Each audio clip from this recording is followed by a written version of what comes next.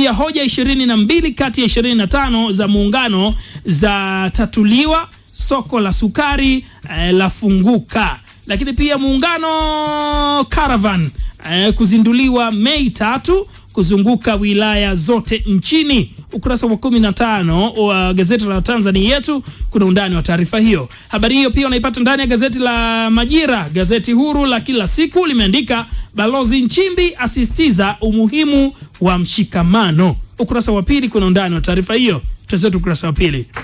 Ukurasa wa pili ni makamu wa rais Dr. Emmanuel Nchimbi amesisitiza umuhimu wa mshikamano wa kitaifa kama njia muhimu ya kuwaenzi waasisi wa muungano, baba wa taifa hayati Julius Kambarage Nyerere na hayati Sheikh Abeid Amani Karume. Dr. Nchimbi ametoa msisitizo huo wakati wa tamasha la usiku wa Mtanzania lililofanyika katika kituo cha mikutano cha kimataifa cha Julius Nyerere jijini Dar es Salaam, ikiwa ni sehemu ya shamra za maadhimisho miaka 62 ya muungano. Amesema mshikamano ni maelekezo ya Rais Samia Suluhu Hassan kwa vijana na Watanzania kwa jumla, akisisitiza umuhimu wa kulinda umoja wa amani katika taifa letu la Tanzania. Okay, Mheshimiwa Balozi Nchimbi. Msisitizo wa rais kwa siku ya leo ni mshikamano wa nchi yetu.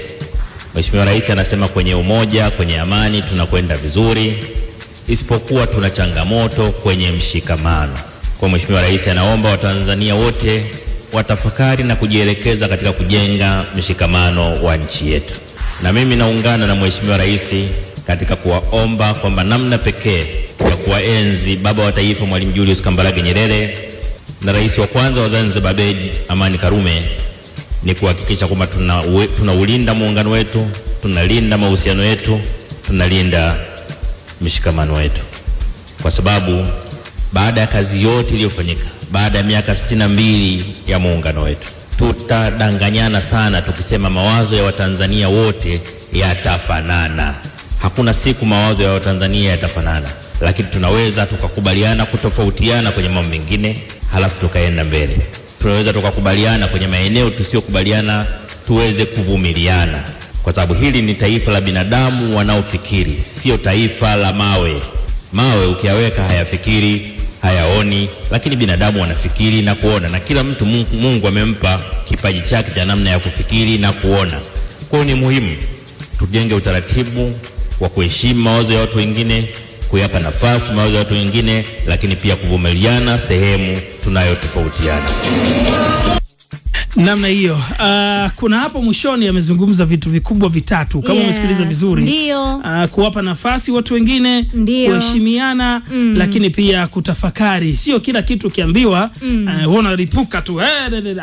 Kaa chini, tafakari, uwe na hekima, na hatuwezi kufanana kwa kila kitu.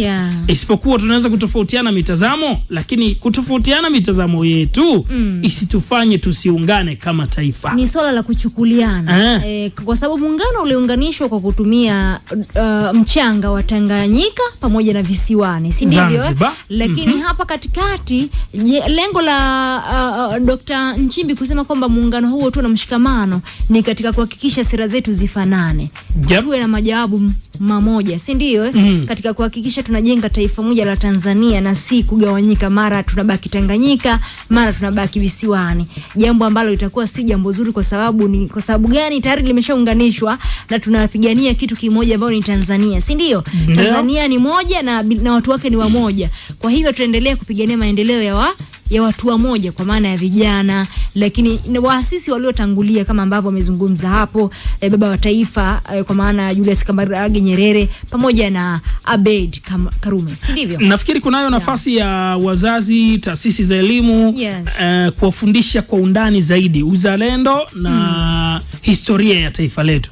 Sometimes mtu anaweza akawa na mitazamo tofauti kwa sababu hajui nini muungano ulianzia wapi, makusudi yake, faida zake, na kwa nini tunauenzi muungano leo, kesho kutwa, mpaka hivi sasa miaka 62, na tunaendelea kuenzi kwa sababu una historia kubwa na taifa letu la Tanzania, na kila kijana, kila mtoto hata anayezaliwa leo anayo haki ya kujua muungano ni nini hasa, kina nani ni waasisi. Tunapozungumza sisi ni Tanzania tunamaanisha nini? Sasa sio kazi ya mwalimu shuleni. Na vitu vingine usitegemea utavipata shuleni, au sio? Ni kweli. Au unakuta na mzazi mwenyewe naye hajui. Ni kama tunavyofundishwa, kama ambavyo tunafahamu katika familia zetu tunafundishwa chimbuko. Unasikia wewe chimbuko lako ni lipi? Wewe ni Mhaya, ni Msukuma, wewe ni Mchaga, wewe Mnyaturu au na kabila gani? Hiyo tunapaswa kufahamu ili kujua zile chimbuko letu linatusaidia. Asili yako wewe ni nani? Kama wewe ni Mtanzania, ndio maana tukienda huko nje hatusemi kwamba mimi ni Mtanzania, tunasema Republic of Tanzania. Yaani wewe ni Jamhuri ya Muungano wa Tanzania. Inakuele kilelezo cha kutosha wewe. Mimi nafikiri tuseme jambo moja, asiyejua asili yake huyo ni mtumwa. Sasa kama mwanao hajui asili yake ya Tanzania, au wewe mzazi hujui asili yako kuwa wewe ni Mtanzania, wewe ni mtumwa. Sikuambii vibaya, lakini ndio uhalisia, si ndio? Sasa Watanzania tunayo haki ya kujua muungano kwa undani na tuwenzi na kushikilia kwa nguvu zote. Weka ujumbe wako kupitia 0779729593.